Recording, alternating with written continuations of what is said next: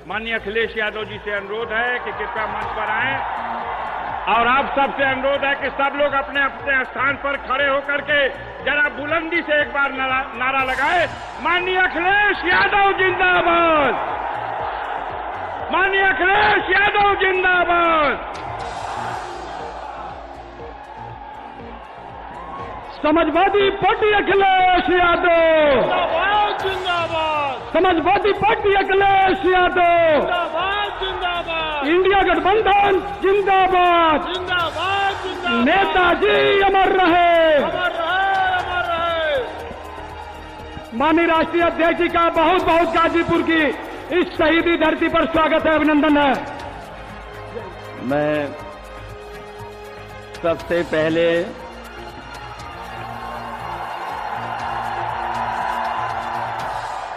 पहले मैं यहाँ पर उपस्थित हमारे सभी आदरणीय बुजुर्गों का, किसान भाइयों का, माताएं बहनें और बड़ी संख्या में जो नौजवान साथी दिखाई दे रहे हैं, मैं इन सब का बहुत बहुत धन्यवाद और आभार प्रकट करता हूं। जहां मैं देख रहा हूं कि पूरा का पूरा पंडाल आगे से लेकर के पीछे तक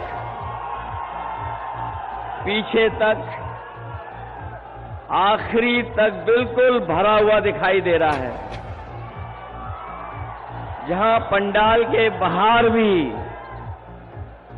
कोई धूप बचाने के लिए जगह नहीं है, उसके बावजूद भी बड़ी संख्या में हमें अपने नौजवान दाएं और बाएं तरफ भी बड़ी संख्या में दिखाई दे रहे हैं। और ऐसे भी हमें नौजवान दिखाई दे रहे हैं जहां गर्मी के कारण, उमस के कारण पूरे पसीने से लथपथ हमें दिखाई दे रहे हैं।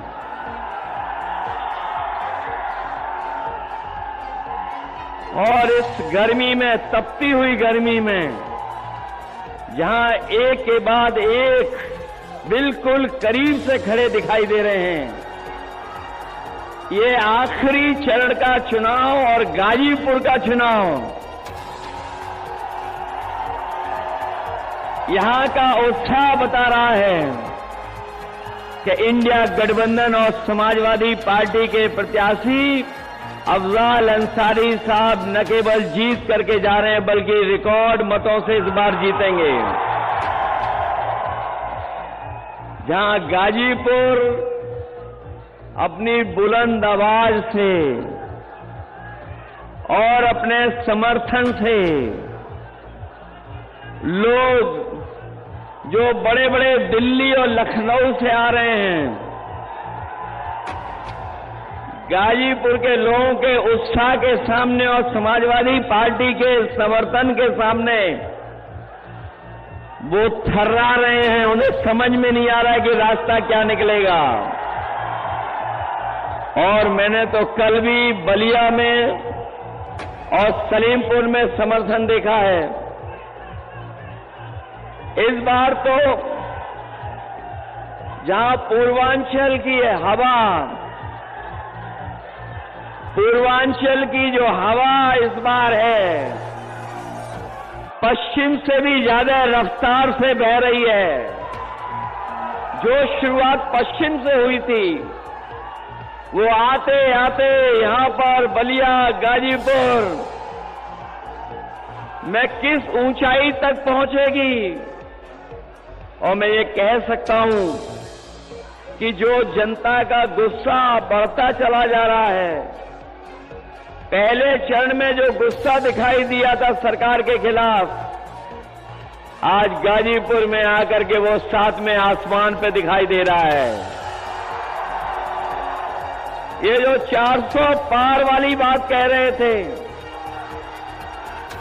400 पार,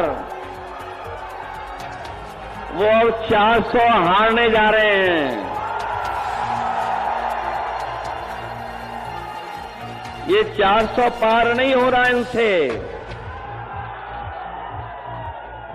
ये इनका सब हिसाब किताब डगमगा गया है। और अभी आपने देखा होगा कि जो बहुत बड़ी बड़ी बात कहते थे, इधर उनका आत्मविश्वास जो लड़खड़ाया है, उनका आत्मविश्वास जो लड़खड़ाया, उससे उनकी जवान भी लड़खड़ा गई है।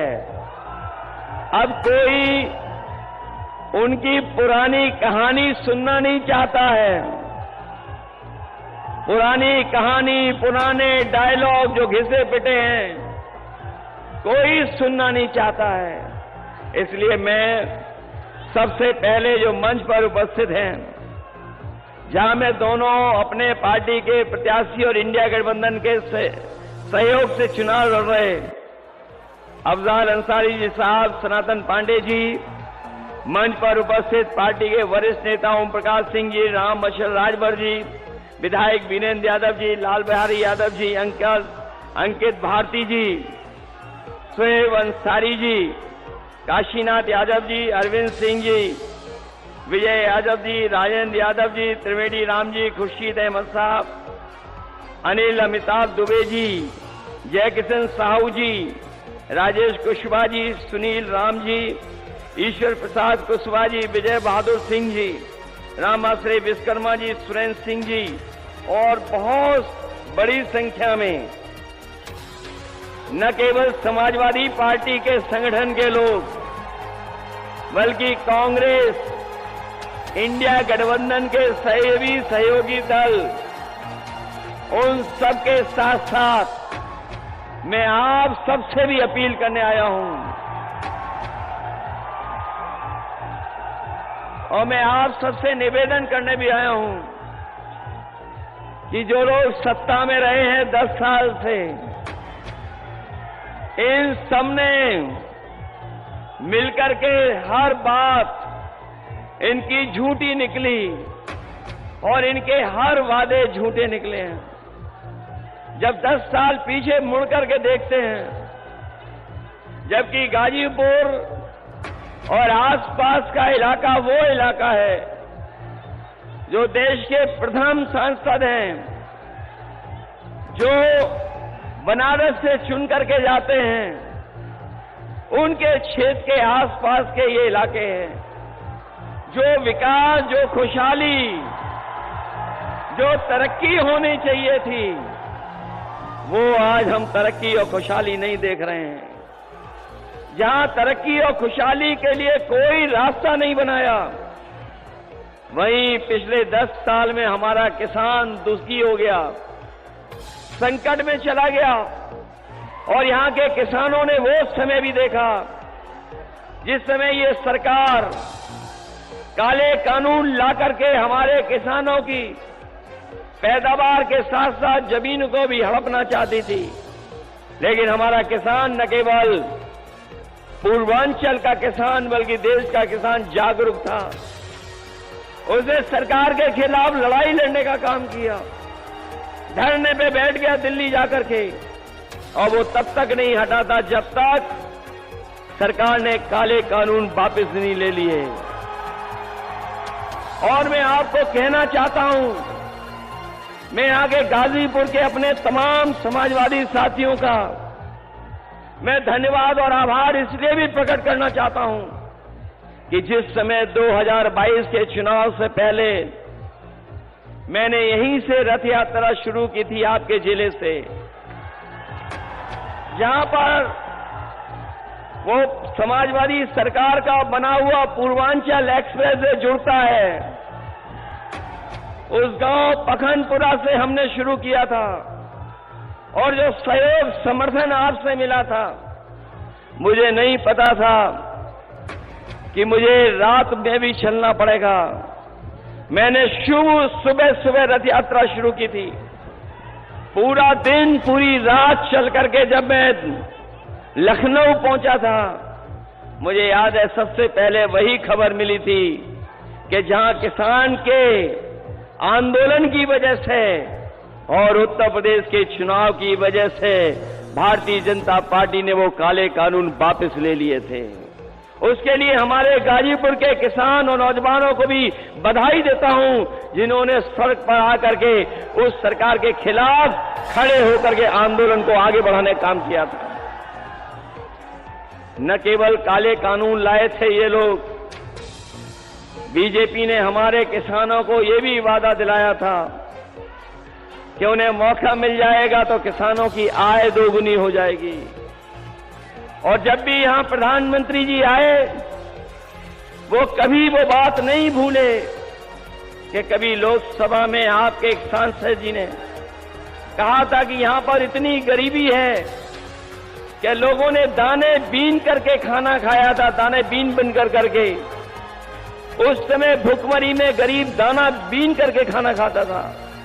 लेकिन सोचिए 10 साल बाद जिन्होंने कहा था कि किसानों की आय दोगुनी हो जाएगी, हमारा किसान वैसा ही का वैसा, लेकिन उसकी आय दोगुनी नहीं हुई। न केवल आय दोगुनी का वादा किया, वहीं ये भी कहा था कि किसान को लाभकारी मूल्य देंगे। हम अपने किसान भाइयों को कह के जा रहे हैं, ये 7वें चरण का आखिरी समय का चुनाव है। इंडिया गठबंधन और समाजवादी पार्टी ने तय किया है कि आने वाले समय में जब 4 जून को सरकार बनेगी तो अपने किसानों का न केवल कर्जा माफ होगा, बल्कि साथ ही साथ अपने किसान और गरीबों को कानूनी अधिकार दिला करके उनकी फसल की कीमत को भी दिलाने का काम करेंगे और एमएसपी के लिए कानूनी अधिकार दिलाने का काम करेंगे। जहां किसान और गरीब पूरी ईमानदारी के साथ उनके खिलाफ खड़ा है, वहीं ये नौजवानों ने भी मन बना रखा है इस बार कि जिन्होंने उनके जीवन का सबसे ज्यादा समय बर्बाद किया है, जिन्होंने नौकरी नहीं दी, रोजगार नहीं दिया, उन लोगों को भी सबक सिखाने का काम नौजवान करेगा। और यहां पर जो नौजवान मौजूद हैं और जो लोग दूर से भी सुन रहे होंगे, देख रहे होंगे, वो जानते होंगे इस सरकार में जितनी भी परीक्षाएं हुई, उन परीक्षाओं के सबके पेपर लीक हो गए। और ये जो पढ़ा लिखा नौजवान है, जो कोचिंग करता है, वो जानता होगा कि एक परीक्षा नहीं, बल्कि इस सरकार में जितनी परीक्षाएं हुई हैं, उन सभी परीक्षाओं के पेपर लीक हो गए। ये नौजवानों की नौकरी तो छीनी है, लेकिन नौजवानों का 1/3 जीवन इन्होंने बर्बाद कर दिया है। मैं अपने नौजवानों से कह के जा रहा हूं, और खासकर यहां के नौजवान का मैंने समय समय पर देखा है और कई मौकों पर कि यहां का नौजवान मेहनत करता है, तैयारी करता है, न केवल नौकरी के लिए तैयारी करता है, बल्कि यहां का नौजवान ऐसा है जो देश की सीमा के रक्षा के लिए पक्की वर्दी पहन करके वहां की सेवा करना चाहता है। लेकिन जहां इन्होंने पेपर लीक करके नौकरी छीनी, वहीं हमारा नौजवान जानता होगा कि अग्निवीर व्यवस्था लागू कर करके इन्होंने जो आधी अधूरी नौकरी देने का वादा किया है, इस तरह की नौकरी को हम लोग कभी स्वीकार नहीं कर सकते, कभी स्वीकार नहीं कर सकते। और ये धरती तो वो है जिसने वीरों को जन्म दिया है, ये धरती वो है जिसने समय समय पर देश की रक्षा के लिए अपनी जान की परवाह नहीं की।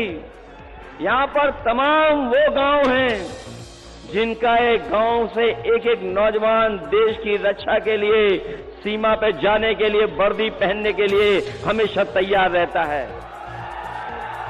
यहां पर वो गांव भी है जो न केवल हम, पूरा देश और हमारे फौज के लोग भी जानते हैं कि घेमर जैसा गांव पूरे देश में नहीं होगा जहां पर इतनी बड़ी संख्या में नौजवान न केवल फौज में जवान बनकर के जाते हैं, बल्कि अधिकारी की ऊंचाइयों तक पहुंच करके देश की सेवा करते हैं। मैं अपने गाजीपुर के नौजवानों को कह के जा रहा हूं ये जो अग्निवीर व्यवस्था है, ये ऐसी व्यवस्था है जिसमें न केवल शहीद का दर्जा भी नहीं मिलेगा आपको, न शहीद का दर्जा है, न आपको तमाम सुविधाएं मिलेंगी। ये सब केवल अपने स्वार्थ के लिए ये व्यवस्था बनाई है। इसलिए अपने नौजवानों से कह के जा रहा हूं कि 4 जून के बाद जब दिल्ली में सरकार बनेगी तो अग्निवीर जैसी नौकरी हमेशा हमेशा के लिए खत्म हो जाएगी।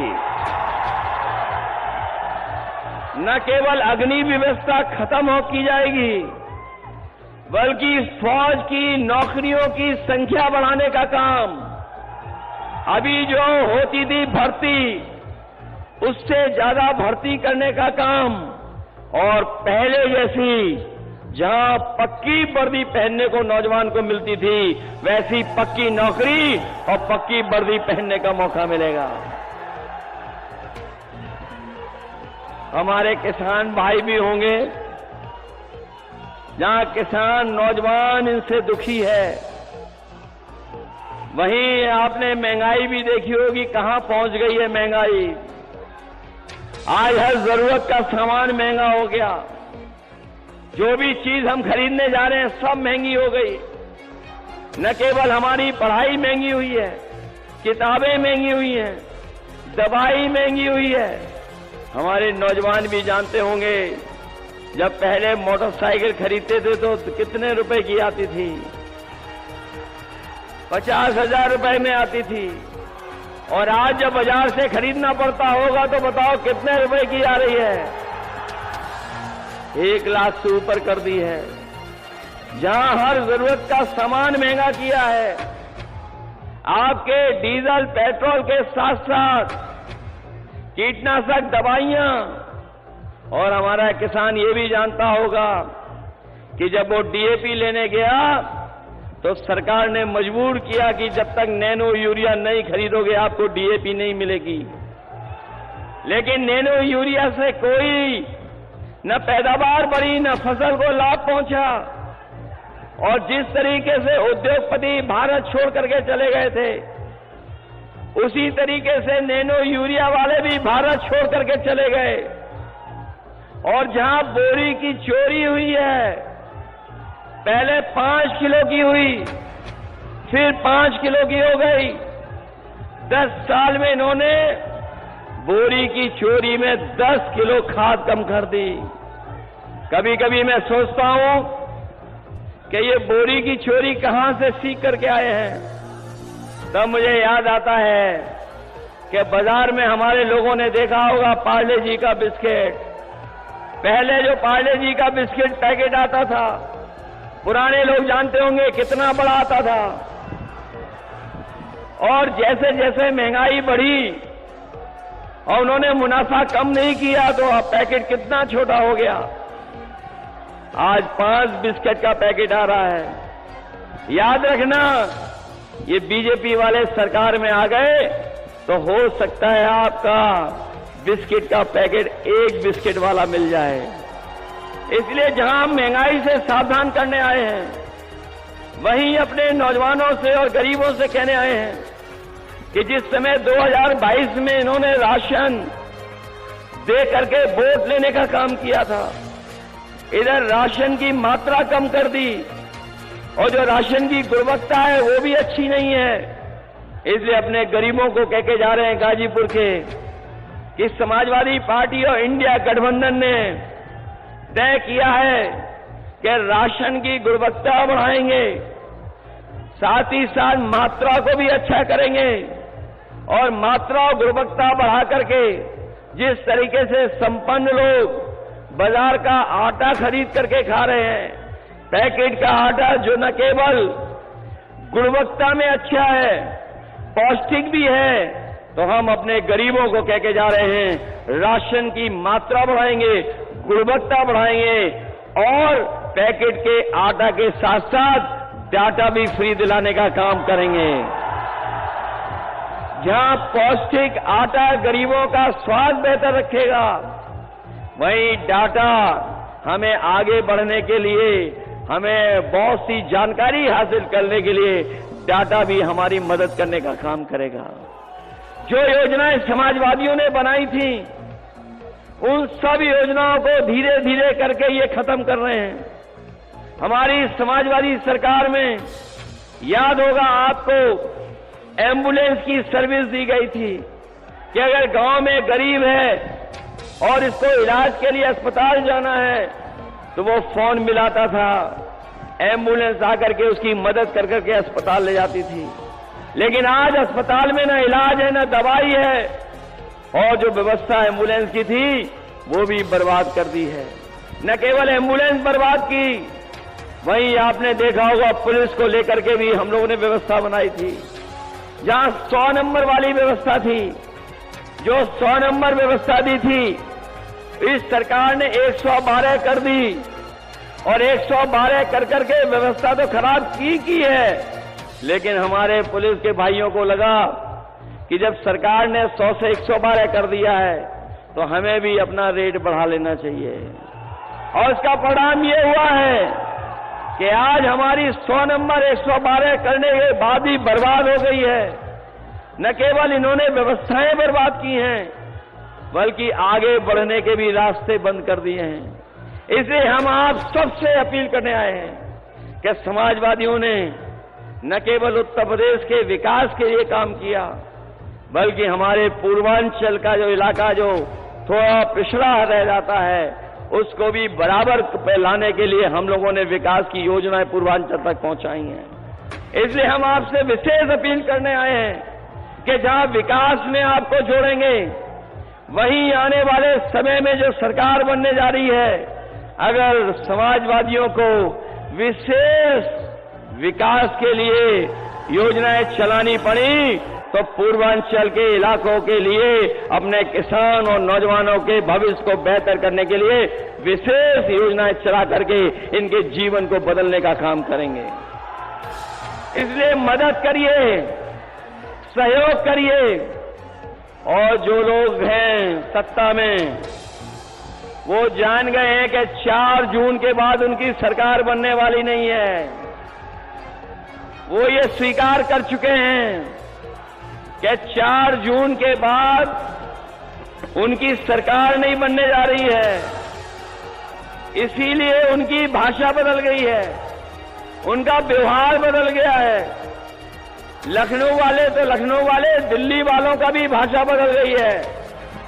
हम इन बीजेपी वालों को कहना चाहते हैं, 4 जून के बाद न केवल मित्र मंडली बदलेगी, मंत्रिमंडल भी बदलेगा और मीडिया मंडल भी बदलने का काम होगा।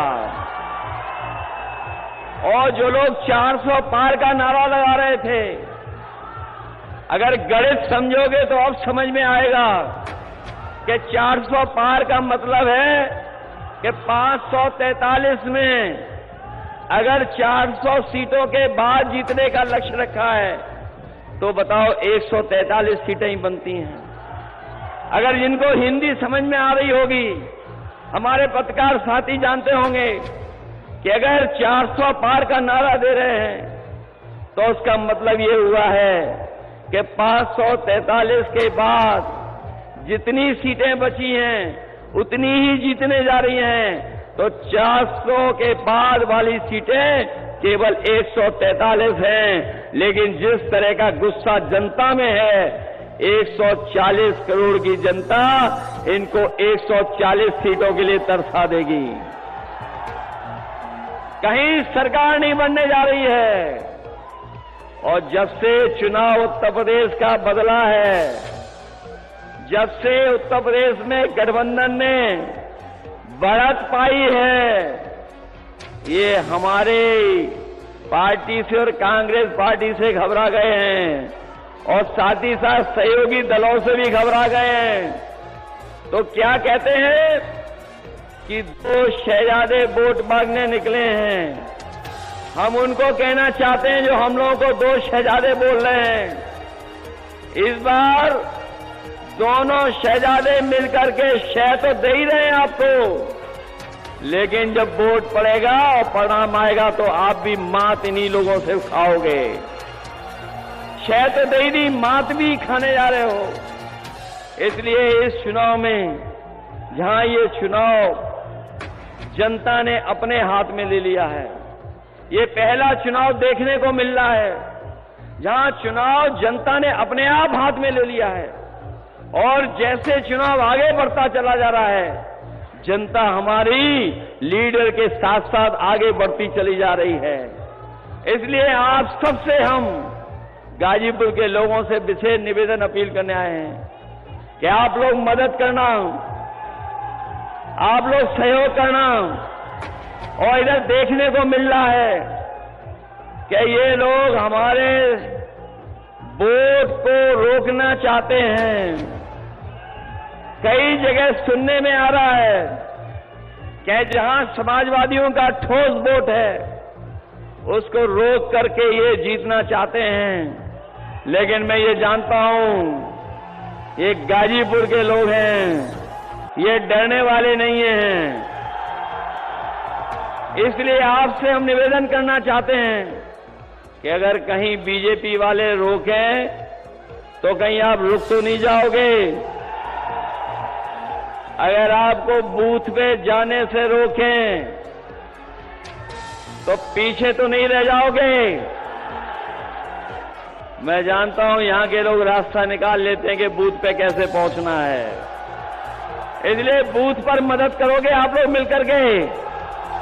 ये चुनाव जहां हमारे आपके भविष्य का है, वहीं चुनाव संविधान बचाने का भी है। ये बात तो जान रहे होंगे आप लोग।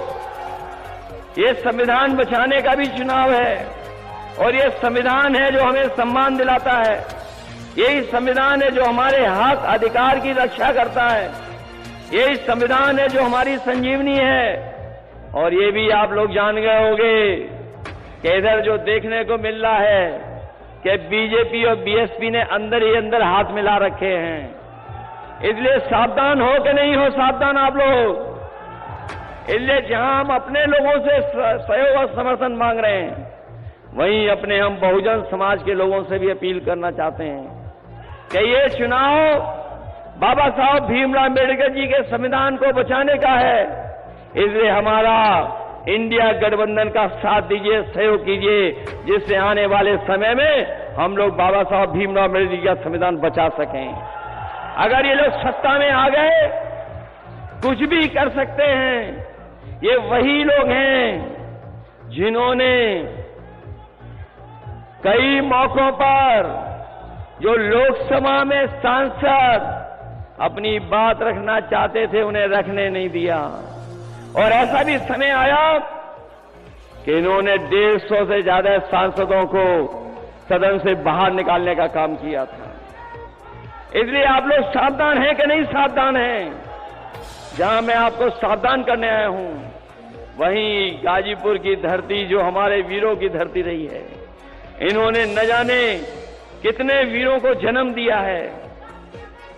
बहुत महान महान लोगों को जन्म दिया, जहां हमारी गाजीपुर ऋषि मुनियों की धरती रही, जहां हमें ऋषि मुनियों का आशीर्वाद तो मिल ही रहा है। वहीं हमारे साथी लोग जानते होंगे कि जब कभी भी सरकार बनी, हम लोगों ने विकास के लिए कहीं भेदभाव नहीं किया होगा। मां कामाख्या देवी का भी हम लोगों को आशीर्वाद है। जहां मां का आशीर्वाद है, वहीं जनता का भी सहयोग और समर्थन मिल रहा है। न केवल सहयोग और समर्थन मिल रहा है, बल्कि यहां की जनता तैयार है। जिस समय 4 तारीख को वोट पड़ेगा, सब मिलकर के यहां पर एक दूसरे का सहयोग कर करके जिताने का काम करेंगे। इसलिए जहां अफजाल अंसारी जी को जिताना है, वहीं हमारे सनातन पांडे जी की भी मदद करना। गाजीपुर के लोगों की जिम्मेदारी है, अपनी लोकसभा तो जितानी है, लेकिन बलिया की लोकसभा को भी जिताना है। इसलिए मदद करेंगे आप लोग।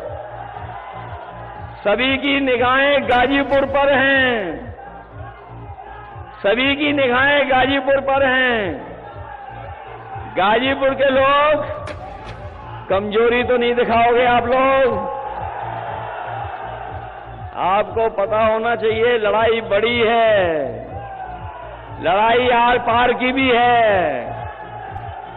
और लड़ाई ऐसी है कि उत्तर प्रदेश ही देश को बचा सकता है। इसलिए 80 हराओ और भाजपा को भगाओ। जब भाजपा हटेगी तभी हमारा संविधान बचेगा, और भाजपा हटेगी तो अभी हमारे नौजवानों को पक्की नौकरी और पक्की रोजगार मिलेगा, उससे पहले मिलना नहीं। इसीलिए इन्हीं शब्दों के साथ जहां हम किसानों का कर्ज माफ कर रहे हैं, 30 लाख नौकरियां निकाल करके दे रहे हैं, वहीं अपनी माताओं बहनों को भरोसा दिला के जा रहे हैं। कभी नेताजी ने, समाजवादियों ने समाजवादी पेंशन के साथ साथ विद्याधन देकर के बेटियों को बढ़ने का मौका दिया था। इस बार इंडिया गठबंधन अपनी गरीब माताओं बहनों के अकाउंट में 1 लाख रुपए भेज करके उनको लखपति बनाने का काम करेगा। इसलिए सहयोग करो, मदद करो और चुनाव चिन्ह साइकिल मत भूलना। यही निवेदन, यही अपील मैं आप सबसे करने आया हूं। जहां आपने इस कार्यक्रम को सफल बनाया उसके लिए मैं बहुत बहुत धन्यवाद देता हूं। ये बड़ी संख्या में जो नौजवान साथी और हमारे किसान भाई आए हैं, मैं इन सबसे इस उम्मीद और भरोसे के साथ कि जब परिणाम आएगा तो गाजीपुर तो जीतेगा ही जीतेगा, हमारा बलिया भी जीत करके रिकॉर्ड बनाने का काम करेगा। आइए खड़े हो जाए एक बार।